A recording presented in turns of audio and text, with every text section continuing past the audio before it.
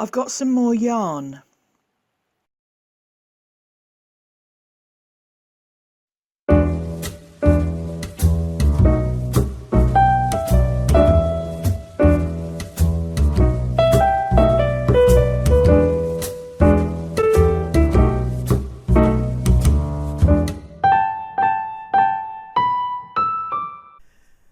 Hello everyone and welcome to episode 9 of the Not Quite Enough Yarn podcast. My name is Leslie and this is a yarn related knitting crochet podcast from the south coast of England. Thank you for watching, thank you for choosing to spend a bit of time here, much appreciated. Whether you're a new viewer or returning, thank you so much. It's a sunny day, we're about to go into September, and this month will be a little bit different because I'm actually going to be recording 2 podcasts. For various reasons I'm taking a month off work and going out to different places, so I'm going to have a yarn related podcast, which is this one. So this is Not Quite Enough Yarn, and the other one that I'll also be putting up will be Not Quite About Yarn. So there'll be 2 for this month. You may be wondering why it's called Not Quite Enough Yarn if you're a new viewer. I have lots of yarn. I'm trying to get it down to 2 cupboards worth. I'm on a yarn diet. But I rarely have enough for a single project. And it became a bit of a standing joke at the knitting group that I go to. Because I was saying, oh well, I started this sweater, but I didn't have quite enough yarn, so I put this stripe in. So that's how the name of the podcast came about. I record throughout the month and then put it all together and upload it at the end of the month. So you'll see varying states of hair, makeup, clothing. Sometimes I'm a real mess. Apologies, I have no pride, what can I tell you? But yeah, basically it's an update of what I'm working on, projects I'm doing, different patterns that I've come across. If you're interested in this shawl, I would refer you to the first ever episode, and if I'm able I'll put the little eye up. Which side is it? That side, I think. It'll be up here somewhere, linking to that episode if you're interested in this shawl. But basically it's big, it's green, it's yellow, what more can I say? So I hope you enjoy the podcast. I will be announcing details of the giveaway, which were the 2 lovely companion books, and there'll be details of those and the winners later. But otherwise, it's on with the show. Right, this is kind of yarn stuff, kind of not. I talk about the cones that I got from a local place that had sold, picked up some Texair single ply lace weight yarns. I have 14 cones of single ply cotton slub, and what I've done here is I've put it together in hanks or skeins, 4 strands together, and I am going to dye them. So I'm using some Nylon hand dye. I've tried stuff like this in the washing machine before now, and it becomes so tangled that it then becomes impossible to remove, to get any straight yarn from it. So I'm going to give this a go. This stuff cost me 50p a skein, so the end of the world will not happen if it doesn't work. But if it does, I have some plans for it, because obviously I'm short of yarn. The first step is to wash the yarn, and I don't know if you can see here the colour of the water. Now this is an undyed yarn, whether this is oil coming out or just a bit of dirt, because I don't know how it was stored before I got it, but this is just normal washing powder, and we can see that there's a lot of something coming out of it. So a few washes and rinses, and this is one final rinse. A little bit concerned about the little black marks that seem to have come to be. Trying to get that into focus. Not entirely convinced if they're animal, vegetable or mineral. I think they look a bit woody, so I guess it's to do with how the yarn was stored. If they are mineral, no, not mineral, vegetable even, then hopefully they'll dye okay. That's about as particular as I'm going to get about it. Right, Right, you can tell we're getting to the more serious stage of things now, because I've made tea, or I'm making tea, but also rubber gloves are on. It's time to get serious. We've now got a lot of dissolving to do. Salt into the water and the dye as well. Now I'm making up a multiple batch of this. If I was only doing 1 or 2 skeins, this would be on a much smaller scale, but I want to have everything the same colour. So that's why I'm doing 4 loads of dye at once to match the weight of the yarn that I've got. So a lot of stirring, a lot of dissolving, a spoon that will never be used for cooking again. Same with the bowl, but that's my craft bowl anyway. I have one that I use for anytime I need a bowl for craft stuff, and it's a non-food item. So yeah, just dissolving, waiting for everything to be mixed in so that I can soak the yarn. The other important question at this point is my tea ready? And yes, it is. And a supplementary question, given that for 15 minutes I've got to stand and stir yarn, so potentially have my hands in warm water, do I need the bathroom? Right, so the yarn is in, and I have to spend 15 minutes stirring it around. In an ideal world it would be in a bigger bowl or in the sink itself, but I'm worried about staining. Having said that, I think this may be a ship that's already sailed. But yeah, it's in the bowl. Stir it for 15 minutes and then leave it for another 3/4 of an hour, just stirring occasionally. It's all good fun, this, isn't it? Now it is possible that you're thinking to yourself, Les, why didn't you just knit it and then dye the finished garment? Then you'd be sure that it's all the same colour, you'd know you had enough yarn, it would be a lot easier. And yes, you're absolutely right, but having tried to dye some yarn before and it all go horribly wrong, I'd rather it go horribly wrong with the yarn than after I'd spent hours crocheting or knitting something. So that's why I'm doing it this way round. There is a method in my madness after all. Who knew? Now when I said the spoon wouldn't be used for cooking again, it obviously took great exception to this as it decided to fall in half. So there we go. The yarn has had its hour, it's cooked, so I'm about to rinse it and then wash it. Got a little bit of unintentional variegation here, obviously where it hadn't taken properly. I'm going to try and soak that in a bit more. The danger of having so much in the bowl, I think, that some didn't take properly.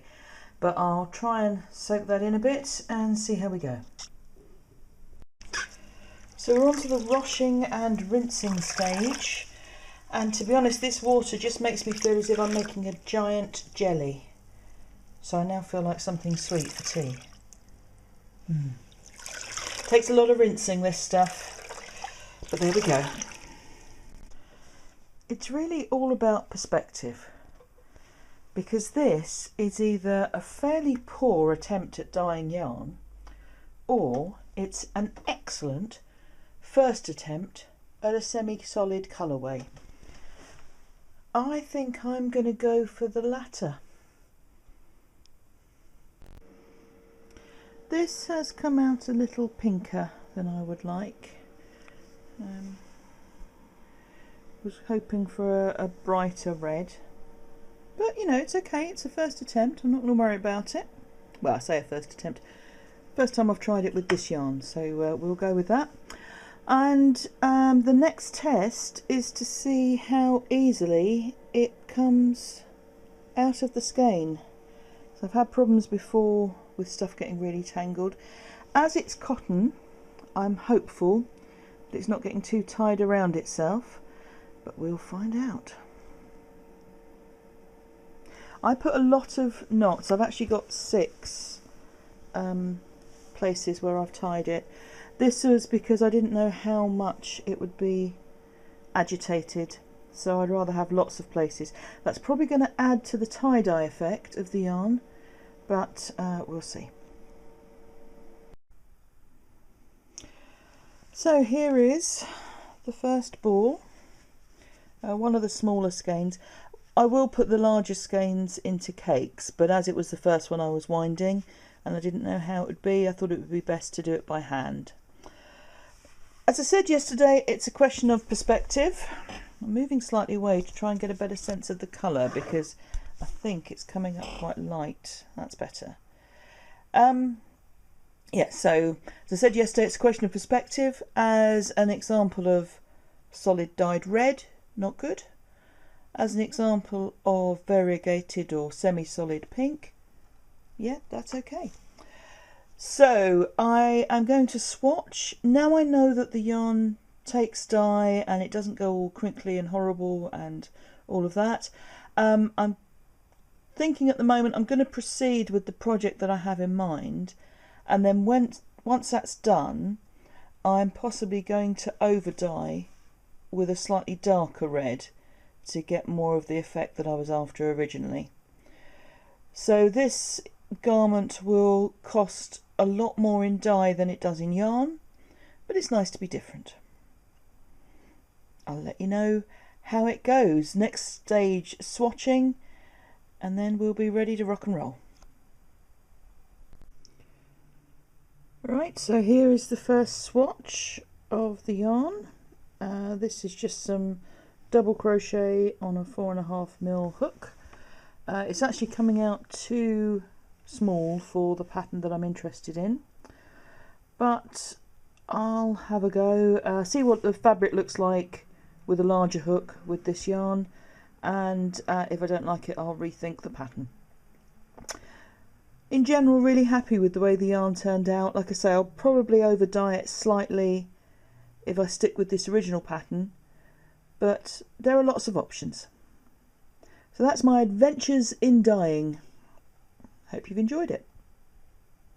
I have a finished object, and this is the first of the hoodies that I'm making for my great niece and nephew. This is for my great niece, and I don't know if I'm far enough back for you to see it, or even to see that it has a hood, but there you go. So this is the hoodie crocheted for Fern, and very simple pattern. It's one of those patterns where the stitch looks quite complex, but all it is alternating single, sorry, that's the US term, double crochet and treble crochets, or in the US terminology, single crochets and double crochets. So just alternate those and it creates this really nice texture, and I'm fairly happy with that. So I've made it size for age 7 to 8. She's 6, but as I've said previously, she's very tall, and I'd always rather make kids things a little on the big side rather than too small, because they're only going in one direction. Keep feeding them, they keep growing, what can I tell you. So yeah, that is the hoodie, the first one. The yarns are, actually I should start with the pattern. The pattern, I found it on Ravelry as a free pattern, and let me just show you the picture. And it's called the Unisex Kids Hoodies by Brenda Gobler, and you can see their Harmony African expressions. Really simple to follow, UK terms, not that that matters, I'm bilingual when it comes to crochet. So talented. So yeah, nice straightforward pattern to follow. So the yarns, the purple, which I've used for borders and the like, is good old Sirdar country style. So that is, where's my bit of paper gone? 40% nylon, 30% acrylic and 30% wool, so washable. The multicoloured is 100% acrylic. Bought it at Alexandra Palace a few years ago. Absolutely love the colours, couldn't tell you any more than that. It's just a double knitting weight acrylic, really soft, couldn't be nicer. And then the blue is Stylecraft Life DK, which is 75% acrylic and 25% wool. So I'm hoping that what I've produced here is a nice hard wearing but still comfortable garment, quite rugged, warm hopefully. So in terms of modifications, the pattern gave specific stripe patterns. Obviously I didn't follow those. I just did 8 rows of the purple, 16 rows of the multi, 8 of the purple and then the rest in blue, and the hood just did the same, worked out how many rows it would be and did the same thing. The only other modification, I made it slightly longer. She's very tall, is our fern. The original pattern is for a zip hoodie and it just suggests a nice crab stitch border, and I am fond of crab stitch. It is quite often my default edging, but I decided to go with buttons for this.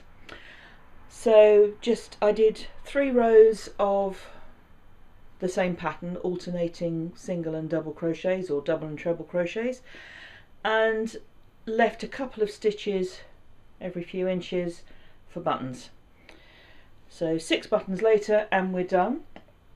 Grew really quickly. I actually had it finished before I went away at the beginning of the month.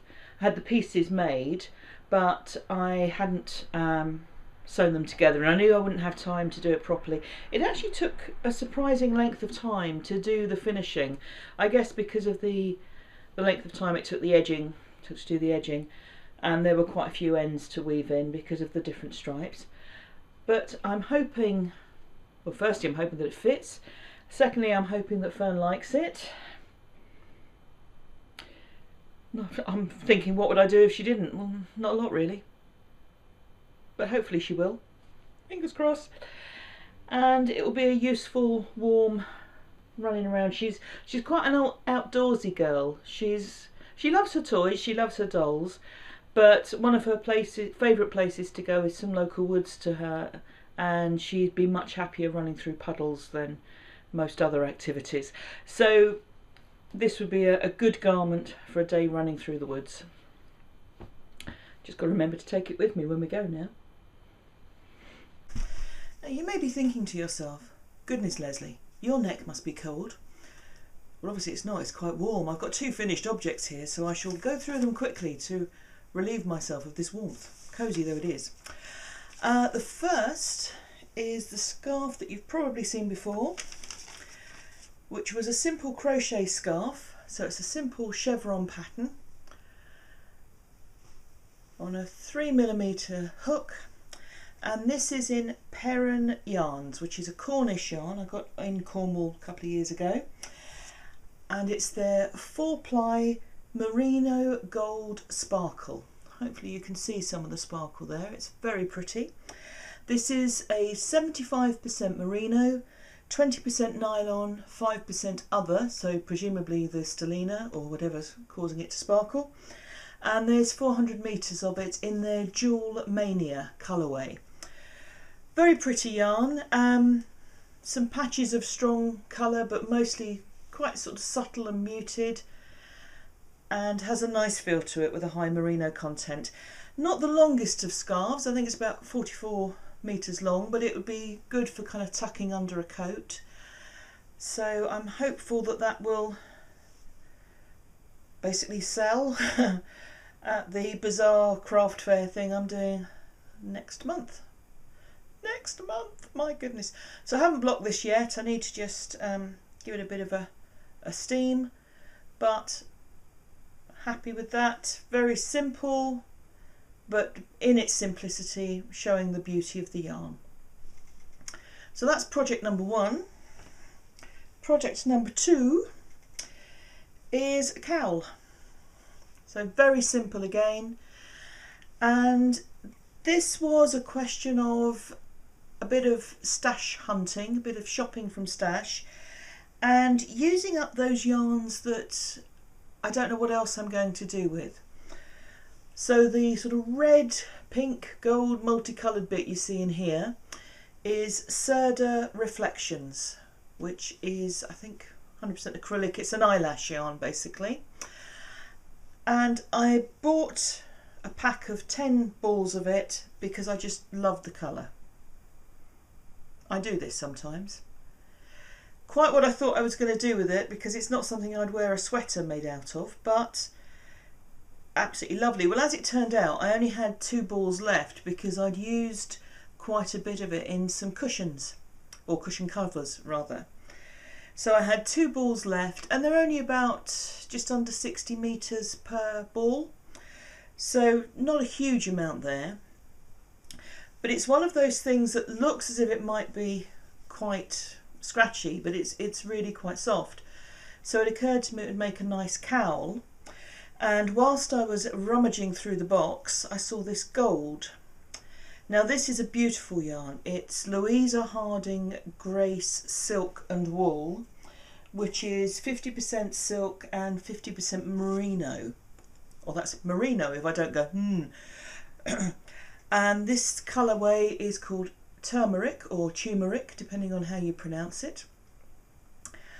And just a really lovely yarn. It's not something I would normally get. That's not the kind of colour palette that I normally go for. You may remember, if you saw the podcast a few months ago, when I was talking about designing for a magazine that then started behaving not so well and not paying its designers and that sort of thing. And I had received some yarn support and started swatching before everything fell over, and I decided not to carry on with the designs until I got paid, and I didn't get paid, so I didn't design. Straightforward. The yarn companies all allowed me to keep the ball that I partially used because I'd started swatching, and this colour was one of those balls. So I've not used it because partly it doesn't really go with much else in my stash. I tend to go more towards blues, reds, purples, that end of the colour spectrum, rather than this more sort of natural colour that would go with greens and browns and things like that. But it occurred to me that it would go really nicely with this red. And so it did. So all I did was I weighed the ball that I had, took off 1/3 of it, cast on, did I think it was 145 stitches on a 4mm hook. I mean, it's one of those things where unless you have a super tight tension, gauge isn't vital because it's only going to make a small difference to your overall piece. But I used up the 1/3, counted that was 5 or 6 rows of moss stitch, used up an entire ball of the red, did another 5 rows of the moss stitch with the gold, the other ball of red, and then the top of the gold to match. So very simple, very straightforward. Did it in a couple of evenings, grew very quickly, and I'm hopeful again that that will sell. It's a nice piece, it's a comfortable piece, nice feel, not fluffy, just nice and soft. So that's going in the bazaar / craft sale pile, which is growing rapidly. I'm in that kind of panic stage of I haven't got enough and where am I going to put all these things. So another thing for the box. We're getting there. While on my travels today, I'm doing a bit of destashing. There's a local group which is actually a furniture company, or not a company, a charity, that you can donate furniture to. It goes to people who perhaps have been homeless, now in homes for the first time, haven't got any money to buy stuff. And some of the stuff that they get donated is also sold and raise funds for the charities. And it's their 30th anniversary this year, and they're having a festival called Thrift Fest, which really isn't easy to say. And I could actually be there in 3 capacities. I could be there as a member of the local Women's Institute, the good old WI. We've got something going on there. I could be there as a drummer because the drum group is doing a performance and having a workshop. And I could be there as a knitter because they're doing a knitting workshop. It's about sort of learning skills. I think some of the furniture people are doing reupholstery and that sort of thing. The words knitting and thrift in the same sentence do make me laugh. No one goes into knitting to save money these days, but I'm all for teaching people the skills. So I could be there in 3 different capacities. I won't be there at all because that's the weekend that we're away visiting family. But I have offered to donate some yarn and needles. So I've had a bit of a sort out. A lot of these needles came from my mother, my grandparents, my grandmothers. So I've got some chunkier ones, not as chunky as they say. I'm just using this package to hold them all together. And lots and lots of acrylic yarn. See inside the bag there. These are quite often pieces that have been given away with magazines, little balls. One of the magazines I subscribe to quite often has kits for toys, and I very rarely make toys. So some of these are the pieces that I've been using for the homeless hats and the twiddle muffs, but where there are complete if small balls, I've included them in this bundle, and hopefully someone will get some use from them. So I'm dropping them off later in anticipation of the event that I won't be able to go to. Before I go on to my next finished object, I thought I'd give you an update on a previous project, and these were the slippers that I made for my trip to Scotland. It's my own pattern, and I made them with Noro Blossom, and all I had left to do was to put some non-slip stuff on the bottom, and I used Sock Stop, and it worked pretty well. As you can see, lots of little dots on this one, and although I could feel the dots through the slippers, it wasn't uncomfortable, it's just that I could feel them, but I felt very secure, so it worked well. Just one word of warning: when you first open it up, it does tend to splash out a bit. This toe felt incredibly secure all the time I was in these slippers, that's all I can say. So yeah, just be aware that if you're using this stuff, you might not want to start off on your garment. You might want to try it out on something before so you can check the amount of stuff you've got coming out, because that really isn't pretty or attractive. But that aside, a success. A friend of mine also wants a pair of these slippers, and as it's the friend who bought the yarn in the first place, it seems only fair that I say yes. I have finished my second hoodie. So this is for young Stanley, and as we're going to see them on Friday and today is Tuesday, I'm glad that I finished this yesterday. That is a good thing. When I was talking about knitting a hoodie in the last episode, I was actually looking at a different pattern, but I did say that when I do my swatch, all plans may change, and they did, because I was coming out with a different tension and I liked the fabric that I was producing. So this was on 4mm needles, double knitting weight yarn, and I liked the weight of the fabric that it was producing, so I looked for another pattern, and I found it's a free pattern on Ravelry, Grandma Clara's Cutest Hoodie Baby Sweater, hooded baby sweater, apologies, and it's got the designer name as Grandma Clara as well. So that was on Ravelry. The main difference is, well, there were two differences. Firstly, there was a stitch pattern around where the arms and the body pieces meet, and at the base of the hoodie. Because I was putting these colour stripes in, I didn't bother with the stitch pattern. I felt they would be a bit lost really in the colours. And the other thing is, it says with the button band to have a sort of gross grain ribbon. I didn't use that, I've just kept it as is. So nice simple pattern, as you can see. All the pieces are knitted individually and then sewn together. It wouldn't be that difficult to adapt to a top down, but I just thought I'd follow the pattern. I don't really have a problem with seaming stuff and ends. I think because I learnt to knit that way, it feels quite natural to me. In the same way that purl does, it never bothers me to purl stitches because I learnt to knit flat, so that's what I'm used to.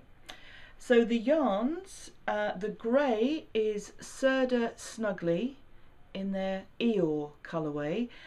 This, I made the second size and I used about 1.5 balls of the grey Snuggly, so that's just over 250 metres. I had 2 balls of the grey and 1 of cream, and I knew that it wouldn't be quite enough for the entire garment, so I put some little stripes in, which I'm hoping you can see. So I've just done 2 rows of cream, 2 rows of white, and this is just generic white double knitting acrylic yarn that I picked up very inexpensively, and it gives quite a nice little subtle effect there. So 2 row stripes all the way along. I did the same as I did for my great niece's hoodie in terms of working out how much to put in for the hood, worked out how many rows I would need, and I wanted that at the top to be roughly symmetrical to that at the bottom. So I did a few rows of the white and cream before the grey for the top of the hood. I then had some scraps of red, so I thought I'd just trim round. When you make the front of this, you when you split for the neck, you cast on a few extra stitches for the button band as opposed to the buttonhole band. So once I'd finished everything, I got the red, and all I did was I picked up stitches around the buttonhole band, around the hood and down the button band, knitted 1 row and then cast off because I just wanted a trim little edge. I was thinking about doing crochet like a crab stitch edging, but 2 things happened. Firstly, I felt that the weight was heavier because crochet works in a slightly different way. I thought it would make it too heavy, and also I completely forgot how to do crab stitch. I do crab stitch a lot, but I just forgot, so it wasn't working, and I just thought I'm going to knit this because I think it will look better in terms of weight. So this is Stanley's hoodie. I hope it's okay. I mean, I'm conscious of the fact that he's an 18-month-old little boy, so mostly what he's going to do with this is spill food down it, but that's fine. It's washable. You can sling it in the machine. I hope it fits. I hope he likes it. Not sure that he's expressing opinions that much, but I hope his parents like it anyway. So we're going to see them on Friday. That will be a long train journey, so I'm looking forward to a lot of knitting.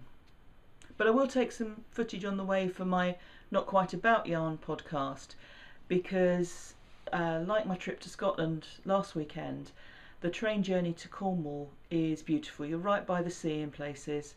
In fact, I've been on that line and the sea's come up over the train at times. The waves have come up over and hit the window. So really beautiful train journey. And I must remember to look up from my knitting every now and again and take in the view. First important update, both of the hoodies for my great niece and great nephew were well received. Stanley's fitted spot on perfectly. Fern's was a little big, but not to the point of being unwearable. It also meant that it came down to sort of the top of her legs, so it'd be nice and warm if she's outside playing. And the sleeves we could roll up into a cuff, so that was all good that way. So that's the important stuff. I'm now going to talk about my ability to be part of the zeitgeist and late to the party at the same time. That's quite a skill, I'm sure you'll agree. I, for a long time, have heard about Pom Pom Quarterly, seen patterns made from it, seen garments made from it, and thought, yeah, some really good designers in there. Without checking, I just assumed none of it would be my size. And then I did a bit of investigating and realised that some of it is my size. Most of it is my size, especially the shawls. So I signed up. This was about 3 or 4 weeks ago, and then a couple of weeks ago everyone started raving about the latest edition. And if you watch any podcast at all, or you've seen anything within the kind of current knitting vibe, I'm sure you've seen a picture of the cover of the current Pom Pom Quarterly, the sweater with the cardigan rather, with the moons, and the sort of blue and gold, absolutely stunning piece of work, a piece of art, it absolutely is. So I got quite excited and I thought, oh, mine must arrive soon. And then I heard they had to reprint because there'd been this massive run on them because everyone was so impressed with that pattern, rightly so. And then I thought, still hasn't arrived, so I double checked my order because I was going to just kind of drop them a line if it just seemed not to have come here. And when I double checked my order, I realised that mine is due to start next quarter. For some reason, that was what I signed up for. So yeah, part of the zeitgeist, behind the times. It's quite a skill. However, when I was on their website looking at pom-pom quarterlies and placing the order, I also came across these, which are a couple of the interpretations books. So these are patterns by Hoodie Locatelli and Vera Villamarchi. I hope I've got both pronunciations right. And there are just some stunning patterns in these. So the cover one there is perfect for me and my yarn buying because the fronts and the backs are in two different colours. It is the ultimate in colour blocking. So that is a very likely project for the future. One that's less likely but is a beautiful piece of work is this coat. That is absolutely beautiful. It's got that cable panel down the back. It's a good shape. I don't suppose I'll ever make it, but I do like looking at the pictures. So that is Interpretations Volume 4, which I think was from last year. This year's one, there's a pattern that immediately struck me, and also I took this book to a knitting group the other evening for others to have a look at, and this is the one design that everyone said, oh, I like that. And that's by Hoodie Locatelli. Hope you can see that okay. And it's a sort of chevron pattern sweater called the Glacier Tunic, and just a really lovely piece. I am very tempted to make it. Given what I've got in the stash, I may well do it as a fade, or at least that was my thought. I am very, very lucky in that I go to knitting group with Amy, who you may know as Amy or Amy Florence of the Stranded podcast. She's also the owner proprietor dyer of Stranded Dye Works, and she'd been having a bit of sort out, and she brought along a bag of stuff, and they were one of a kind dyes that hadn't quite worked. They were just things she tried and decided not to pursue. And in this bag was a sweater quantity, even for someone as big as my size, of one of my favourite colours of hers, which is her house red. Now, she made a point of saying you really must alternate the skeins, and I get that. These are all, I don't know how to describe it. I won't call them seconds because the quality on them is absolutely fantastic, but Amy is very, very particular about what she puts in the shop. And these were ones that hadn't quite dyed to the same quality, a little bit of inconsistency perhaps. Alternating skeins, of course, no problem at all. Thank you very much, Amy. And it's not buying yarn because she wouldn't let me give her anything for them, so I'm still within the terms of my self-imposed rules. But yeah, so I was going to do a faded Glacier Tunic, and now I think I'm going to do it in Stranded Dye Works House Red, which is a colour I absolutely love. So these books I'm really enjoying. The patterns mostly are available individually. I think you can buy them online through Ravelry. So not everyone will want to buy the whole books, but they're nicely shot. Some of them are a bit too arty for their own good. There's a cardigan in here that's a black cardigan, and it's photographed against a dark background. So kind of loses a bit in the translation, as it were, because you can't really see, I'm trying to find it now, you can't really see it in as much detail as you might like. Now, it's a very popular cardigan. There are lots of versions of it on Ravelry, and although it's a beautiful picture, I would question whether it's the best picture to take of that garment. But really enjoying these books, and I look forward to the next one. I also look forward to knitting that tunic, which will go into the queue. Now, talking of books, I have two to give away: the Knitter's Companion and the Crochet's Companion, both by Janet Sigley. These are the giveaway prizes from last month's podcast, and thank you everyone who entered. Really, really kind. So these are the books that you fill in yourself. These are the ones that give you space for modifications that you're making, details of podcasts that you really like. I can recommend a good one. Okay. Lots of useful stuff in there. Really useful ways of keeping all of your notes together. So I put a giveaway on the Ravelry group. Thank you to everyone who entered. I have pillowcases full of entries. Well, there you go. Now, I offered you the opportunity to say whether you wanted the Knitter's or the Crochet's Companion, and in all cases I asked you to tell me who you'd like to knit with.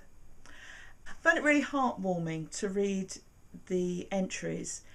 I was half expecting people to be as shallow as me and to say, oh, I want to knit with someone really attractive because they're great eye candy, or I want to knit with someone really clever because they'd do it all for me. You know, just shallow stuff. But what came through time and again was family.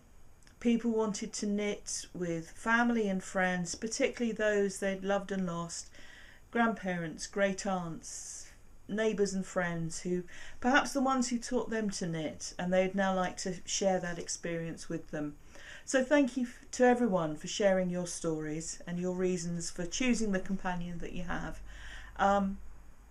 Really enjoyed reading them. Thank you so much. Now, a few people said that they would be happy to have either companion.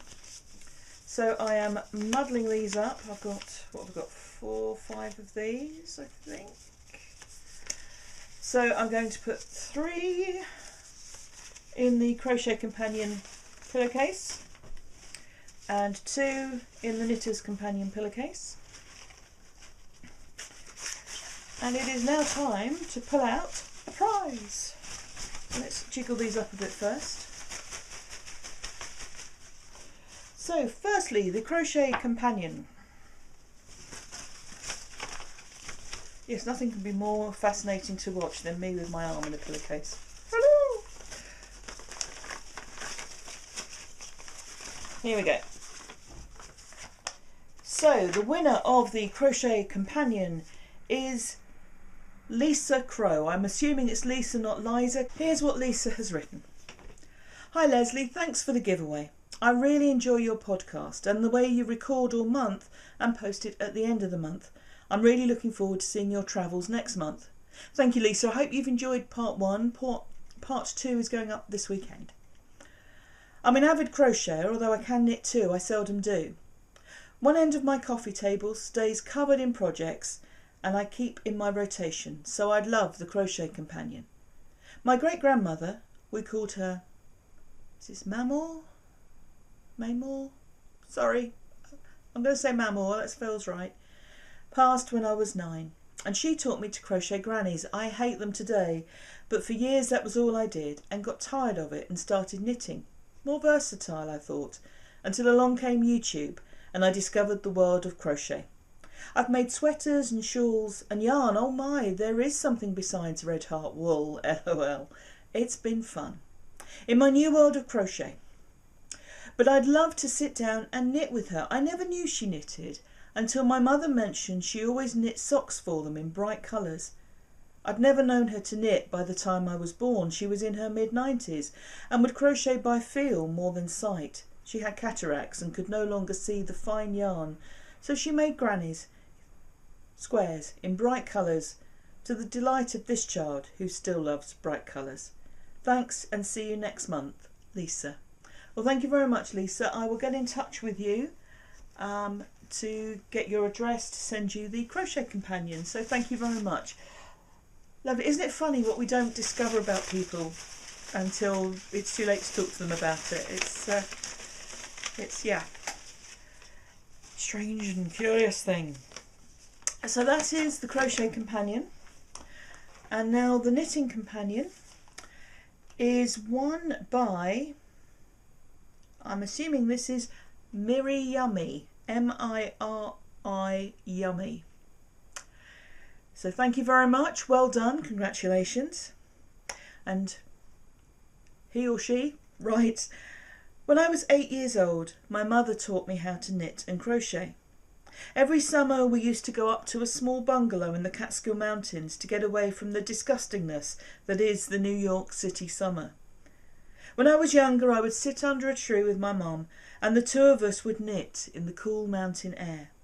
As I got older and into my teens, it was more of a burden than a treat. My mum wanted me to sit and knit with her. I just wanted to run wild with my friends. The last summer we went up there was when I was 14, and I refused to hang out with my mother and instead was a horrible teenage daughter. Well, you were a teenage daughter. That doesn't make you horrible. I say this as someone whose sisters regularly tell her what a treat she was when she was a teenager. I left my mum to sit and knit all on her own with the radio for company. Fast forward 41 years. My mother has been gone for 9 years now, and I would like nothing more than to just find a shady tree and knit with her for hours. I would prefer the knitting companion, but am fine with the crochet companion as well. I am multi-craftual. Well, Miri Yummy, thank you so much. I've realised that you are a lady, so thank you. And congratulations on winning. Can't recreate what you'd like sitting under a tree with your mum, but I can certainly send you a prize and something sweet, and I hope you enjoy it. And congratulations too to Lisa Crow, who won the crochet companion. So thank you both. Thank you to everyone who entered. Thank you for sharing your recollections and your stories with me and with everyone else who's read them on the forum. So thanks very much. I'll be in touch with both of you and get those companions out to you, along with something sweet and naughty. Now, I'm guessing that Miri Yummy is still in the USA. I'll find out where Lisa is. You may get something from that most British of institutions, Marks and Spencer, as you're outside the UK. And this is something that will only mean anything to British viewers, but I feel that you need some Percy Pigs in your life. We all need Percy Pigs in our lives. Thank you both. Well done. Congratulations. Thank you, everyone. Before I get on to the last part of the podcast, I'm just going to say, if anyone's looking for me on Ravelry, I've changed my Rav name. It's now Knitting or Death, so it's the same as my Twitter and Instagram name. So just before I forget, I'm going to show you some of that lovely yarn that came from Amy. So these are, I believe, her MCN bases. So it's 4-ply weight, fingering weight, and isn't that just the most gorgeous of colours? The sweater will be mine. So that's lovely. But it has been a time of unexpected yarn acquirement, because already blown away by that lovely yarn from Amy, which was incredibly kind of her to have a sort out. I think this is because her lovely mum Mary wanted a bit more space, and there was some stuff there that was just kind of living in a basket that didn't need to be. But thank you to them both. Really appreciate it. And then my sister has been here for a few days, and she arrived with this bag full of yarn. And she'd got hold of it through Gumtree or something like that. She saw it advertised and very kindly just thought, oh, that's yarn. Les will like that. So she bought me a load of stuff. My eldest sister has had first dibs, which is absolutely fine. My eldest sister also knits. She's not as obsessive as me. She's much more sensible in so many ways. but she's going to make some children's cardigans, so that's lovely. But the rest has come to me, so thank you very much, Bev. So there's a few bits and pieces. I've got 2 and a bit balls of Sirdar Cool Kids Chunky, and that's showing as a kind of blue colour in this light, but it's actually more of a purple with flecks of different colour. So it's a chunky weight, so it recommends a 6.5mm needle, and it's 150 metres per ball. So I've got 2 and a bit of those, so I can see a good scarf coming that way. There is a sweater quantity of Wendy Donna, and again the light's sort of blowing out a bit. It's more of a kind of tealy green, blue rather, more on the green side. That's showing more of a royal blue, again with flecks of colour. And this is 77% acrylic, 15% mohair, and then some polyester and some nylon. It's a boucle texture, and I had a quick look on Ravelry and it's a kind of worsted weight. So sweater quantity of that. And then lots of different eyelash yarns. So some great colours. That is beautiful. Also more of that. That's lovely. Sort of orange and pink colour. And there's a green one in here as well. And there's quite a lot of this stuff. So a couple of packs of different colours. Now, with the best will in the world, someone my size, or no, I shouldn't generalise. I'm not going to wear a sweater made of this stuff. I will feel like a cushion, and not in a good way. But I could wrap up in a lovely blanket. So I think this is heading blanket wood with pops of different colour. So thank you very much, Beverly. Very kind. I really will get on with your cardigan now. Honest. Promise. In terms of other knitting I've been doing, I was hoping to show you another finished object, but I haven't finished it yet. So I'm just going to pause this for a moment because I left the bag over there. So living in a little bag that I made with fruit on it that I have over-tied, obviously. Always prepared, that's me, is a scarf, which is most of the way done. I will go into more detail once it's finished, and I'm quite pleased with the pattern, so I'm going to write it up and offer it as a free pattern on Ravelry. It's quite simple, mitre square in the middle and then kind of mitres hanging off it. So scarf, this is in Koozie, which is by Alpaca Select, I think. I'll put the details on screen. It's a 4-ply weight, so a fingering weight, acrylic alpaca mix. So I've got it in a yellow pink mix and a lilac pink mix. I did also have some in blue, but I've used that in another project. But like I say, I'll go into more details when it's finished, so that'll be in next month's podcast. And I think that's done for September. So thank you very much to everyone who's watched, commented, liked, subscribed, hit all the buttons down below. Thank you very much for that. Hope you've had a good month. I'm back to work next month, so that's going to feel a bit odd, given that I haven't been working not as much yarn crafting as I might have expected, but I've been doing other things and they're appearing on the other videos for those who are interested. And back to same old, same old. Definitely autumn here. We've had some nice days last couple of days, but definitely chillier. So sweater weather, which is good. And I think that's pretty much it. Thanks to everyone for everything. Well done to the competition winners. By the time you see this, I will have been in touch with you to get postal addresses. Thanks to Janet for the prizes. Really much appreciated. And I hope everyone has a good month. See you at the end of October. May you have time to do the things that you want, and may all the things you do bring you joy. Thanks so much. Bye-bye.